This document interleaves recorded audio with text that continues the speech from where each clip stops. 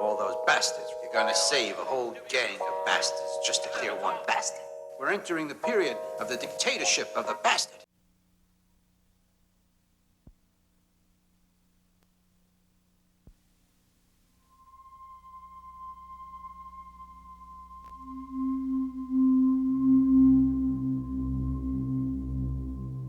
Man, perceiving himself as a unique creature in all of creation. For he's been led to believe that he alone has been given a mind to think, to invent, to create. In just this century, man's growing curiosity has led him to make more discoveries than ever before in history. He discovered the innermost secrets of nature.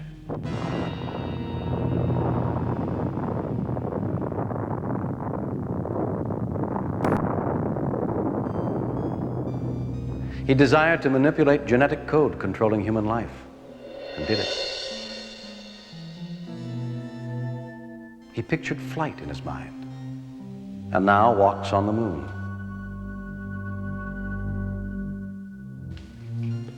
And now his curiosity has led him to explore the greatest mystery of all, his own mind.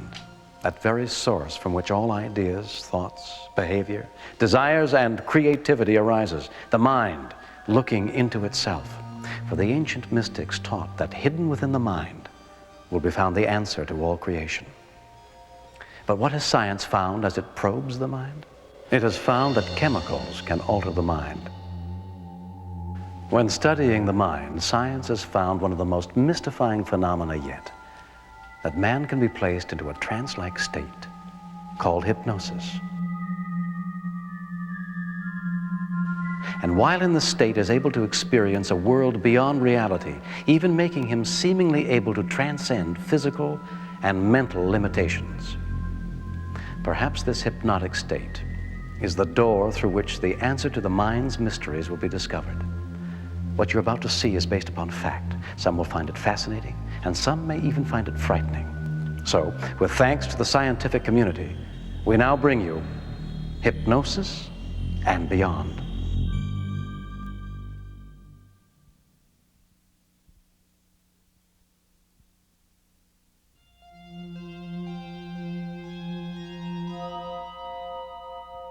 Throughout history, it has been believed that certain individuals could influence others by the use of some undefined power, a power that could be used for good or evil.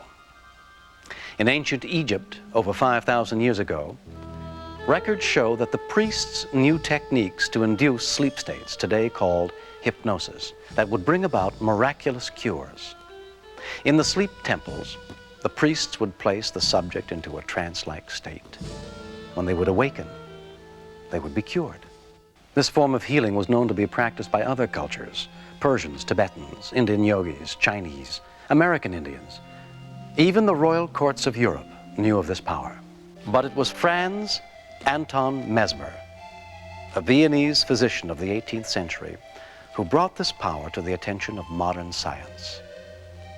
Franz Anton Mesmer believed there was a life force which could be channeled to cure sickness, and that he could transmit this energy to heal. It was to be called mesmerizing.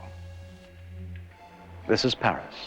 It was here, Place Vendôme, that Mesmer selected to install himself to receive his patients. It is in this building that he achieved his success. Here the French nobility and others arrived and went to Mesmer to be treated. The atmosphere was almost theatrical. The lighting indirect, the carpets thick and lush, incense burned, soft music played. Mesmer appeared in long flowing robes, carrying a staff of iron. His patients were already gathered around an enormous wooden tub, projecting a number of iron rods which had been magnetized by Mesmer. Mesmer instructed his patients to take hold of the rods. Laying his hands on some, fixing his gaze on others, Mesmer circulated throughout the room until suddenly convulsive seizures would come over them. His patients would scream, moan, writhe, shriek, fall to the ground, then suddenly relax. And amazingly, they were cured. Unaware, Mesmer showed us not only the power of the mind over the body, but the limitless possibilities of suggestion. Other charismatic figures would discover for themselves the power to influence and control by using methods of mass suggestion. Throughout history, there have been powerful orators who so aroused men's minds that they would be ready to follow and believe in anything suggested to them.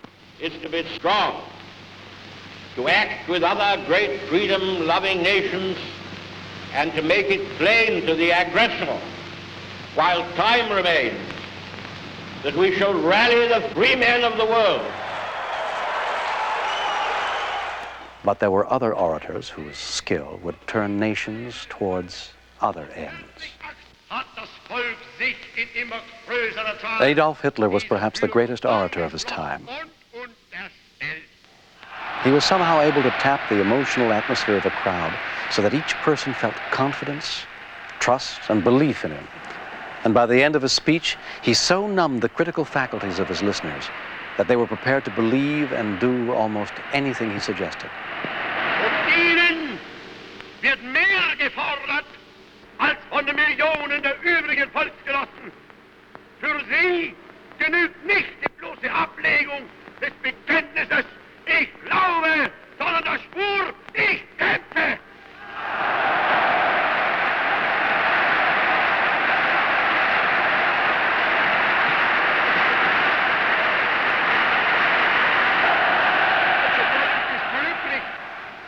In dem Bewusstsein, dass die ewige Flucht der Erscheinungen nunmehr endgültig abgelöst wurde. And we were to be strongly reminded again in 1978 of the power of persuasion by gaining people's confidence, trust, and belief. When Jim Jones of the People's Temple would influence and control those who followed him.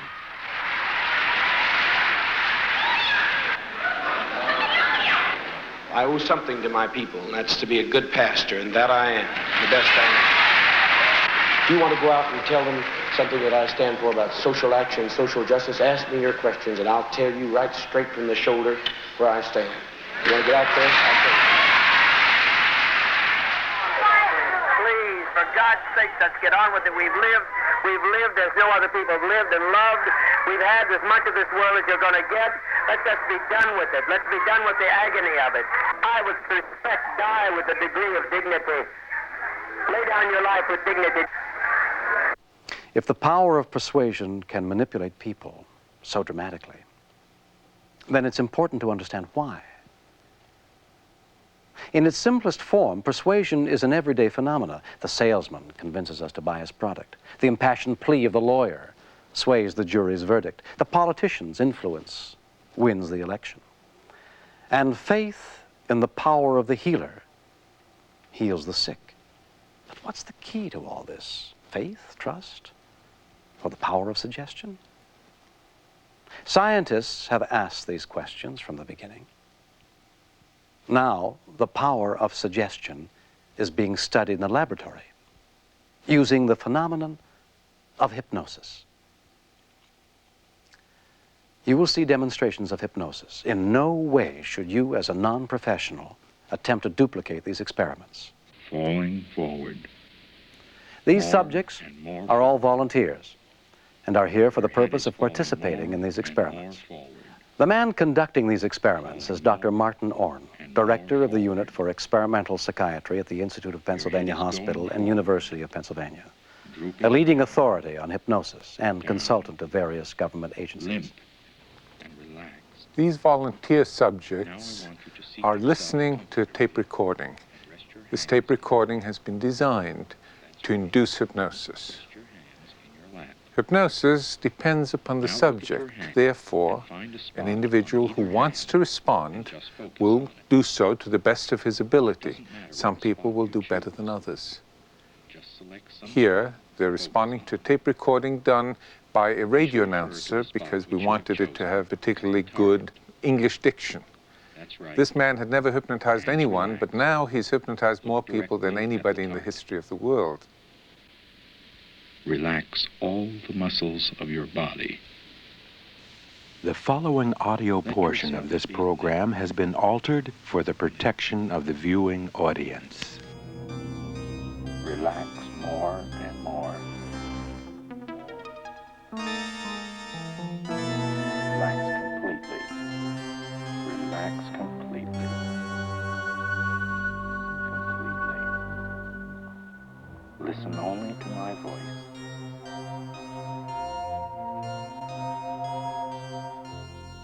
Please extend your left arm straight out in front of you, up in the air, and make a fist.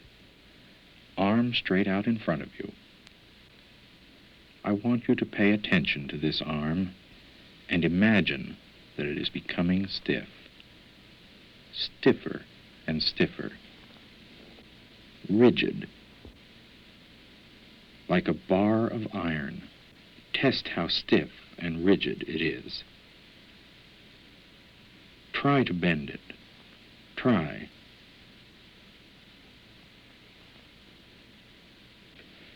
Now just stop trying to bend your arm and relax. Stop trying to bend your arm and relax. Very relaxed. I am sure that you have paid so close attention to what we have been doing that you have not noticed the fly which has been buzzing about you. Buzzing annoyingly. Go ahead and get rid of it if you want to. It's gone, and you are no longer annoyed. These subjects may look asleep, but you'll see that they're responding at all times. They're aware of what is going on, even when they look asleep. The brain waves are the same as if they're awake. The knee reflex, the knee jerk, remains the same as awake. One part of the individual always does remain awake, while the other responds to suggestion and creates the private world, which is hypnosis. You will open your eyes. You will have difficulty in remembering all the things I have told you. At 1, you will be awake. You will hear a tapping noise like this. When you hear the tapping noise, you will reach down and touch your left ankle. Ready? 3, 2, 1. Wake up. Any remaining drowsiness which you may feel will quickly pass. What is post-hypnotic suggestion? How does it work? You're drifting deep and deeper. You're going to find two very interesting things occurring after you awaken. But right now, as your right hand rapidly floats upward into the air, floating upward toward your forehead, and you'll feel the number 6 as if it were in Braille on your forehead. That's right. And it's there now. Can you feel it now? Yes. And now you're going to wipe it off, and as you do, the number 6 will disappear completely from your mind. It will not exist in your vocabulary. It will not exist in your mind. Count from 1 to 10. 1, 2, 3, 4, 5, 7, 8, 9, 10. That's correct. And as your hand drops down, it will continue to not exist. It will not exist even after you awaken. There's one other interesting thing that you'll find, and that is I have a pen. As your eyes open, you'll see a pen, but you'll remain asleep. You see this pen? Yes. This pen will weigh a ton, so that when you try to pick it up, it will barely even budge. You can't even slide it, it's so heavy. The pen, the whole pen weighs a ton. When you wake up, you won't recall what I've told you. You'll feel wonderful, refreshed, and awake. Wonderful, refreshed, and awake, but the things will happen as I've told you. All right, as I count from 3 to 1, you'll awaken. 3, 2, 1, wide awake. How do you feel? I feel great. Good. Would you do me a favor and count from 1 to 10? 1, 2, 3, 4, 5, 7, 8, 9, 10. All right. Would you count by your fingers? There's something which bothers me. 1, 2, 3, 4. 1, 2, 3, 4, 5, 7, 8, 9, 10. Yes.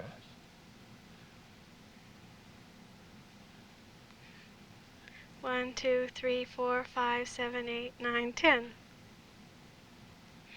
What's funny? Would you count my fingers? 1, 2, 3, 4, 5, 7, 8, 9, 10. How do you explain that? I don't know. We're supposed to have 10 fingers. Well, never mind that for a moment. Here, would you just have a look at this pen? It's a very interesting pen. Could you give it to me? Really heavy. What have you got in the pen?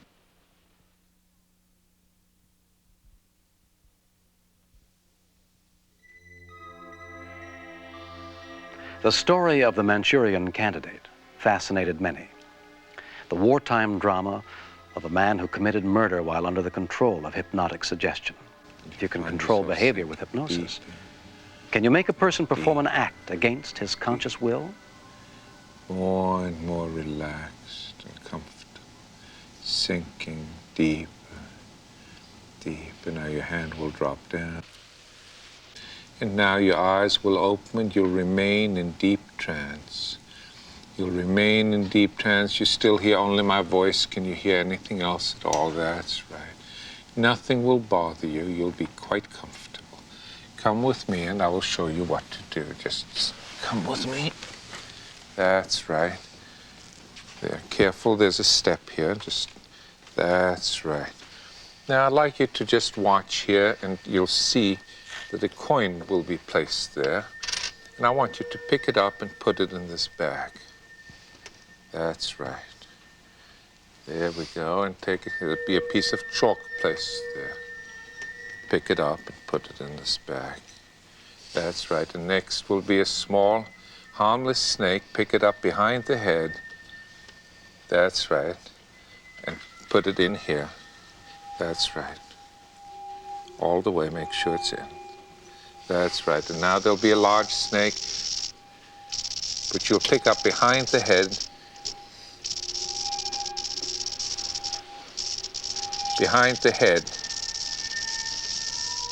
Quickly. Quickly.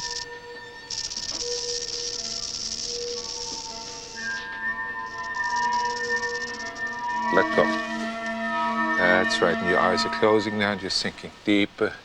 And as I ask you to open your eyes, you're going to be aware that there's a beaker in front of you. Do not touch the beaker. And there will be 2 other beakers also in front of you. You look at them. It's all right to open your eyes now. You'll see the beakers. Now I want you to focus on this beaker, because shortly I'll ask you to do something.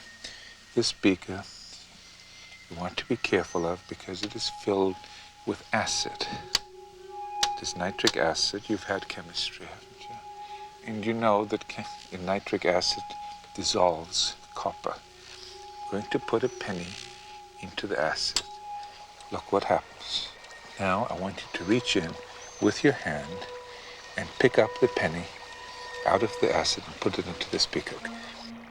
Take it very quickly. Go ahead. Put it in. That's right. Just put your whole hand and close your eyes. Nothing else at all. Nothing else at all. Only my voice. Nothing else at all. That's right. That's right. All right. Now I want you to put your hand in this beaker. That's right. Only my voice. Nothing else at all. There. That's right. Now, when you open your eyes, you're going to be aware that the beaker is still there in front of you. But beside you, you'll be aware that there's a man who's been responsible for all of the news day, all of the discomfort. And you're going to become more and more annoyed at him as you think about that. In fact, you're going to pick up the beaker and throw the contents right at him. You're going to take the beaker and you'll feel good doing that. All right, and you'll do it quickly. Open your eyes, you'll see the beaker in front of you. Pick it up and throw it at him. Throw it at him. That's it. As you saw, we changed the acid for colored water while the subject's eyes were closed. The subject not only couldn't see this, but wasn't really aware of it because the smell of the acid was strong enough in the area to be quite compelling. Yet she threw the acid, what she thought was acid, at someone else. But in the same token, she picked up the rattlesnake, and she was willing to take a penny out of the fuming acid. The reason why she did it, however, was not so much the fact that she was hypnotized, but the fact that she knew that I couldn't afford to have anybody be hurt, and I wouldn't want anybody to be hurt, and for that reason she trusted me. And it was the trust that mattered. Nevertheless, the subjects put themselves in what appeared to be danger and carried out their instructions while under hypnosis. But can this power of suggestion be used for positive ends to enable people to do something they want to, but can't? An example is the use of hypnosis as an investigative tool in law enforcement. This man is retired FBI agent Richard Doucet, now a consulting hypnotist with Dr. William Kroger, psychiatrist and specialist in the field of hypnosis and hypnotherapy. Both were involved in the solving of the famous Chowchilla kidnapping case. The subject sitting in front of them is Edward Ray, the bus driver from the case. You're going back to the time when you were taken away by those kids. Mr. Ray is now in a deep state of relaxation, as evidenced by his slow, regular, rhythmic breathing. We're ready now, Mr. Doucet. Thank you, Doctor.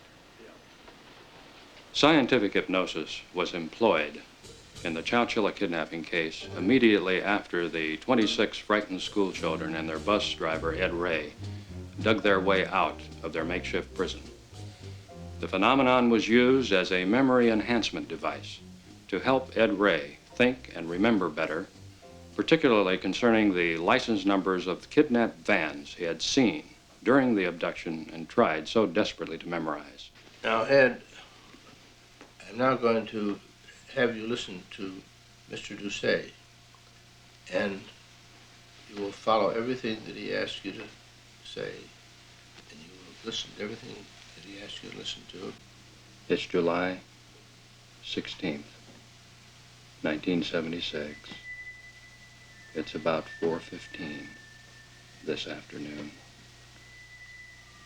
And you're guiding your bus back toward Chowchilla along Road 16. As you look up ahead, tell me what you see. I see a white van. Go ahead. That's fine. When I get closer, the front door is open over the white line. I just slowed to go around it. Do you see anyone there? Yeah, a man with two guns. One looked like a shotgun, the other one looked like a toy gun. Do you see his face? No, he had a mask on it. And what are you doing? And what is he saying to you? And what are you saying to him, if anything? He said, open the door. Open the door. Do you do that? Yeah, I opened the door. And what's happening now? Two men come in. One poked me with a gun. He said, get to the rear of the bus. And they just poked me and told me to get to the back of the bus. We're moving ahead in time now. You're now inside the van, in the quarry, and you're sealed below. What are the children doing? A lot of them crying. A lot of them are crying? Yeah. Don't see their mamas no more. I see. Now, what are you doing now to correct this situation? Piling mattresses up. Hope to escape. All right. And then what? Piled them up, and I couldn't raise that steel plate. It's so heavy. So there was a board down below. I went back and got it, and I tried to steel plate back a little. All right. I just took care of the kids and stuff there. And now, Ed, you're just sinking deeper and deeper into hypnosis. And in the darkened theater of your mind, you now begin to see the vans that transported you from the creek bed to the rock quarry. With every breath you take, focus and direct your attention to the license plate on the white van The number now is becoming larger and larger with every breath you take. Larger and larger and larger and larger. It's as big as a signboard on that screen in your mind. At the count of 3, you will call out this number exactly as you see it. At the count of 3. 1, 2, 3. What is the number? 1C 81 414. Very good. Now direct and focus your attention exclusively on the other van. This number is becoming bigger and bigger. It's frozen in place before your eyes, there in the darkened theater of your mind. At the count of 3, you will repeat the number exactly as you see it, precisely and exactly. 1, 2, and 3. What is the number, Ed? 1C 81 414. Very good. At this stage, the Chowchilla kidnapping was still unsolved. In hypnosis, Ed Ray was able to produce 2 series of license numbers. One series, with the exception of a digit, matched a license plate number jotted down by a suspicious neighbor who lived in the area of the rock quarry and who had noticed vans cruising in the area 2 days before Ed and the children were abducted.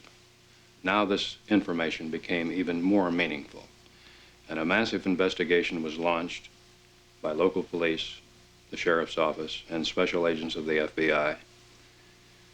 A check with the California Department of Motor Vehicles produced a phony registration for the vans.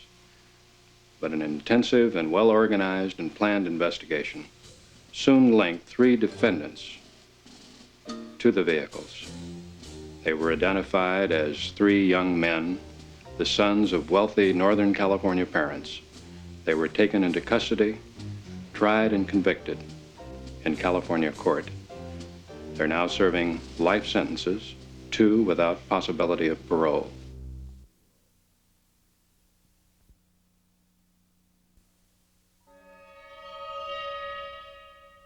How can we evaluate memories that come forward under hypnosis? Does the mind reflect reality, or does it generate its own world? Subjects, while hypnotized, may seem to relive past lives or appear to join the world of the future.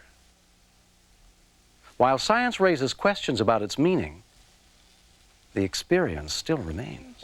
Back into time. This is Dr. Helen Crawford, a psychologist from the University of Wyoming, doing important research in the field of hypnosis. 5. Hi, Kelly. Hi. How old are you? 6. 6? Where do you live? La Sierra. Uh-huh. And what's today? Today's Wednesday. Uh-huh. What have you been doing? I've been in class all day. Class all day? Can you write your name? Yeah. Would you write your name for me, please? Okay. Okay.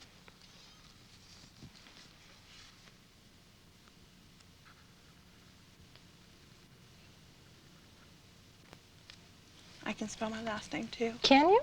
Would you do it, please?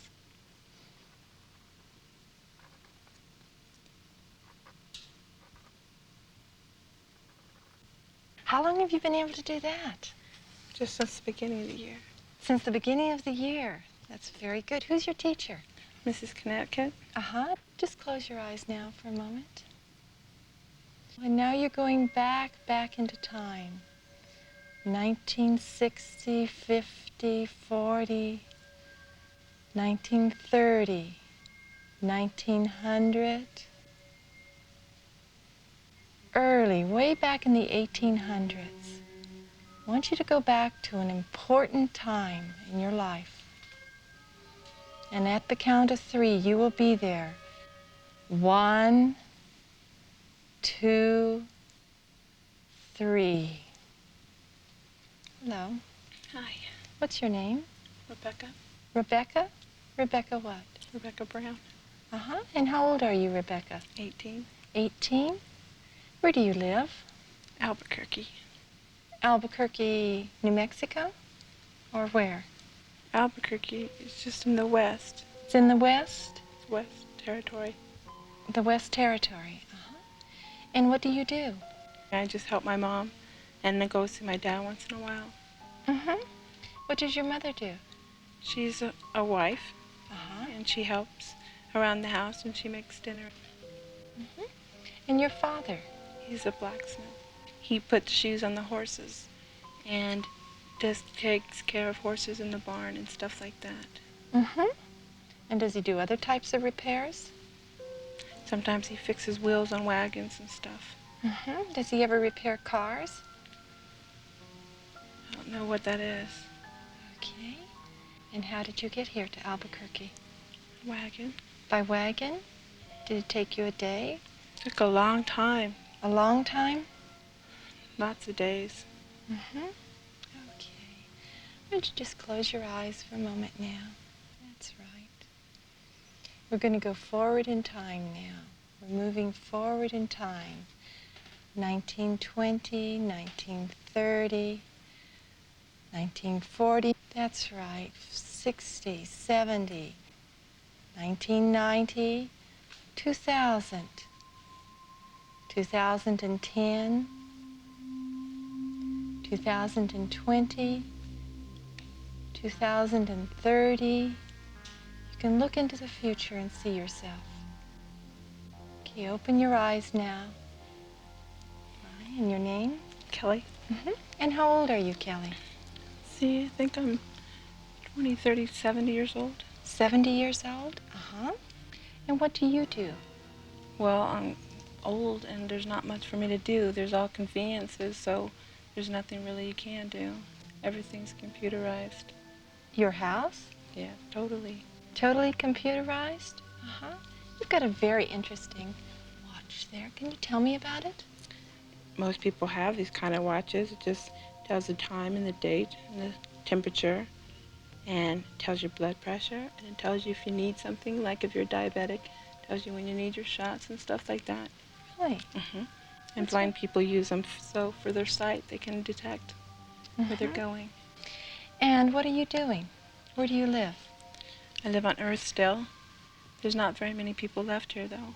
Not very many people left? No, they live in space colonies. Uh-huh. And what kind of clothes do we have? We just wear our normal suits that protect our skin and stuff from the atmosphere. Why do we need protection? Because the atmosphere is kind of deteriorating, and it's just bad for your health now. Mm-hmm. You have a family? Yeah, but I don't see them very much anymore. Mm-hmm. Okay, that's fine. Just close your eyes now. You're coming back in time, that's right. Age regression involves an increase in the vividness of memory. It also involves an increase in imagination. Some of the things are accurate, and some of the things may not be historically accurate. Science generally considers reincarnation fantasies and fantasies about the future as imaginal productions. As such, they may be quite interesting and important, even from a therapeutic point of view.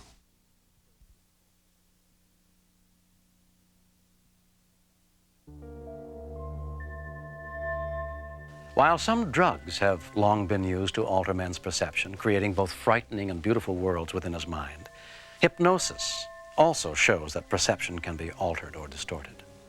Suggestions can be given to forget an incident, and the subject will forget. Fictitious events can be suggested, which the subject will not only believe, but may elaborate on. Through hypnosis, a new world can be created for the subject, and this world may coexist with his everyday reality. Focusing on my voice for the moment, everything else seems far away, far away, far away, sinking deeper. As your hand drops down, you hear only my voice. You can hear nothing else. Can you hear anything else? No. That's right. Now, as you open your eyes, you're going to be able to see Dr. Crawford sitting in the chair. You know Dr. Crawford. You were talking with her a few minutes ago, and she's been interested in what we were doing. She wants to ask you a few questions about how you feel. Would you mind answering her? Not at all. Okay. Go ahead, Helen. It's all right. Very deep. Oh, about 18 on the scale. That is on a scale of 20, or a scale of... No, it's a topless scale. At Stanford, we use a scale that goes all the way up. I see. And Dr. Crawford and I use it, and she asked me how far I'm under. I see. Yeah, I could go deeper, but I'd have to go back under again. No, I feel really good. Thank you. Good. I want you to go ahead and touch Dr. Crawford's right hand with your right hand. It's okay. Tell me, who is this behind you here? I don't know. Look carefully. I'd like you to be able to see whether you recognize it. Who is that? It's Dr. Crawford. Now, is this a man or a woman? It's a woman. And whom does she look like? Dr. Crawford. And who does this look like? That is Dr. Crawford. And who is this? Well, I mean, who does she look like? She looks like Dr. Crawford, but she's not. She can't be. Well, how's she dressed?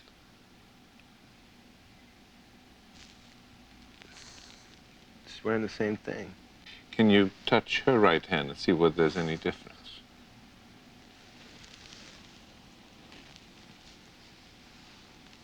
There's none. Now, if she looks like her, how come?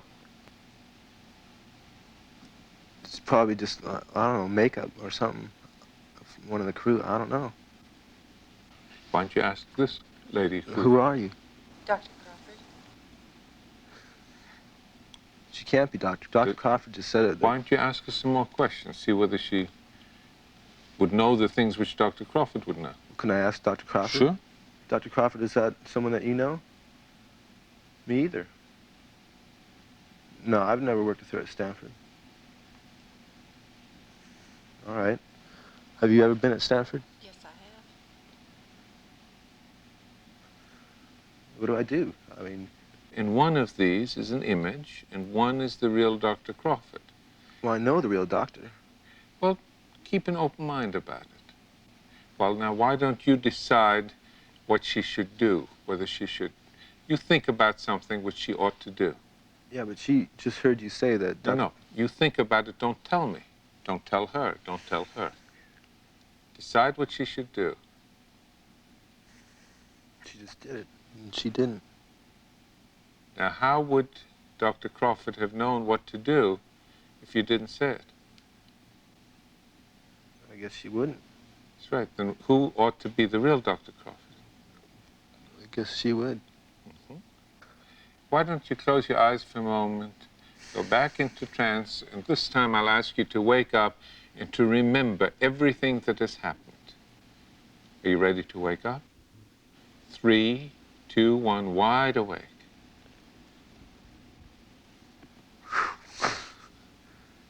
That's weird.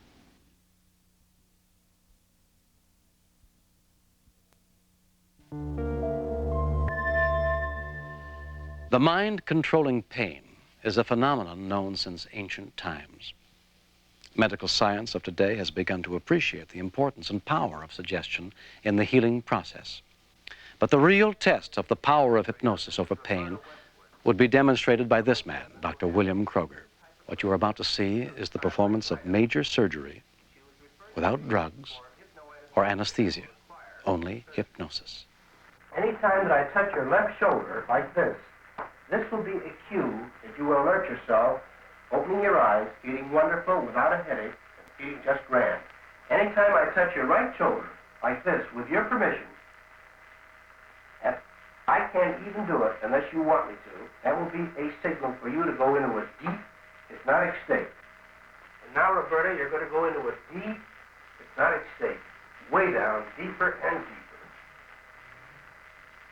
And I'm going to produce love anesthesia for you. I'm going to stroke this hand, and it's going to get numb, heavy, and wooden-like. And when you're sure that this hand has become numb and heavy and wooden-like, just like your gums would feel when a dentist has injected Novocaine into them, that numb, heavy, wooden-like feeling, you will then transfer this anesthesia to your neck. As soon as you feel this numb, heavy, wooden feeling, transfer the anesthesia to your neck, and then press your palm of your left hand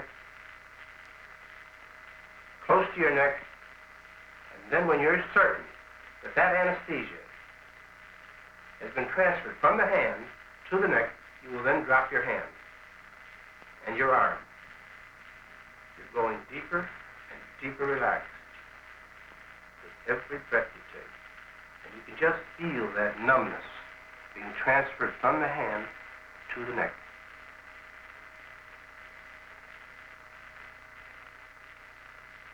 That's fine.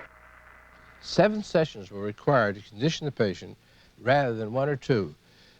On the morning of surgery, the patient was awakened from a sleep induced only by post-hypnotic suggestion. On the operating table, Roberta was instructed to deepen her own hypnotic state, as she had been trained to do. The extreme muscular relaxation of her arm when it falls to her side is as profound as those produced by any type of relaxing drug. During this time, Roberta was asked whether she would prefer the hypnotherapist to induce the anesthesia, but she indicated that she preferred the glove anesthesia method, which she had learned herself. After the self-administered anesthesia of the neck, I induced a rigid catalepsy of the entire body. The nurse attendant was an anesthetist so that we could switch to anesthesia if the hypnosis did not work. Notice that no superficial bleeders had to be tied off during the incision. The surgeon also noted that there was far less bleeding for this type of a procedure than that which usually occurs. Roberta was kept informed of the entire operation and talked to the surgical team frequently because at no time did she show the slightest signs of pain. Speed is not essential, as hypnosis can be maintained for long intervals in good hypnotic subjects. I should like to emphasize that only about 10% of patients are able to obtain a deep enough state so that hypnosis can be substituted for conventional anesthesia. Contrary to popular opinion, Roberta's state is not that of a trance, sleep state, or unconsciousness, but rather is characterized by an increase of all the senses except the feeling of pain, which has been effectively blocked. She was able to talk to us in a manner that ordinarily would not have been possible for several hours. I'd like to emphasize that to the best of my knowledge, this is the first operation of this type to be performed totally under hypnosis without any drugs whatsoever.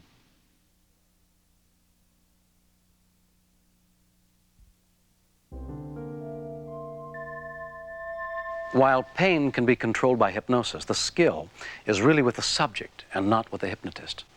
Therefore, the subject who has learned self-hypnosis can also control his own pain. It is fascinating how the mind alone can control pain, can eliminate pain during major surgery. This skill depends upon the individual's ability to enter a profound state of hypnosis. Dr. Lewenstein from the University of California School of Medicine, an anesthesiologist, has had extensive experience with hypnosis and with self-hypnosis, both with himself and in teaching it to his patients. Could you kind of describe a little bit what you've used self-hypnosis for? I've used it for control of pain when starting intravenous infusions and also for postoperative pain. Would you mind kind of demonstrating what you do to put yourself in trance and how you control pain? Not at all. I've gotten to the point where I can spontaneously go into a trance And all that's really necessary is to just put my arm up like this. With my hand in this position, I can just allow it to dissociate and become cataleptic. And if you'd like, we can use a finger signal, an idiomotor signal, when it has dissociated and is analgesic. Right, and at that point you would feel no discomfort in it. Correct. Right, looks like that's happening. Now, you discussed earlier that you could, for example, stick a needle through it, a spinal needle, and it wouldn't bother you. That's correct. Would you mind demonstrating that? Not at all. All right, this is a spinal needle here. Would you perhaps want to take that? Okay, that's a 22-gauge spinal needle.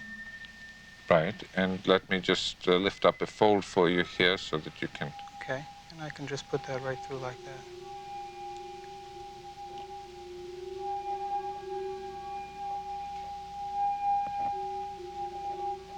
Just like that. Right.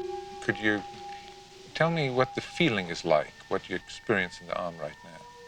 I can see that it's there, but I don't feel it, and it doesn't bother me. And you wouldn't have discomfort regardless pretty much of what was done with that hand? No, I could have major surgery on that hand, and it would not bother me. We have learned the powers of the mind, that the mind can be controlled by others, both for good or evil.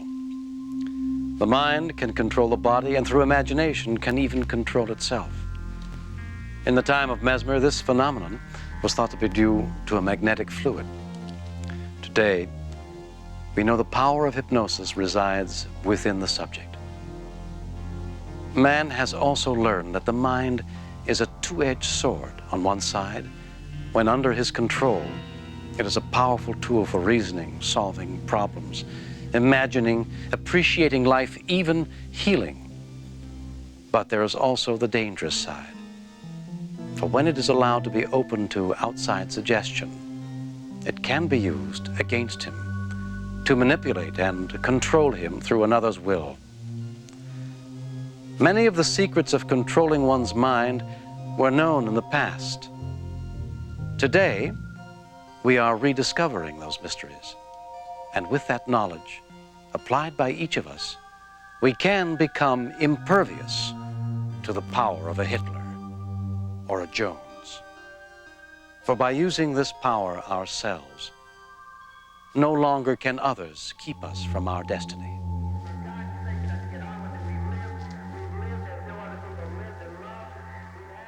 Or can they?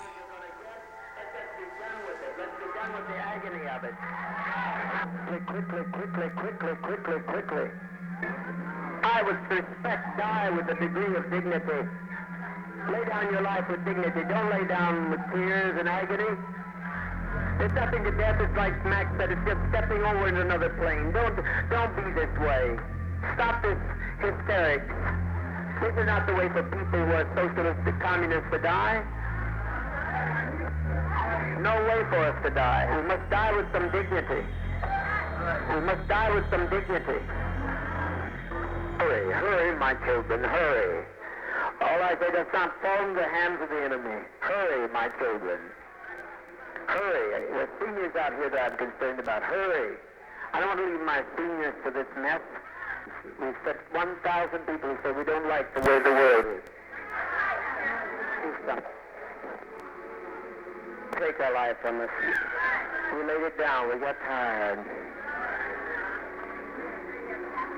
We didn't commit suicide. We committed an act of revolutionary suicide protesting the conditions of an inhumane world.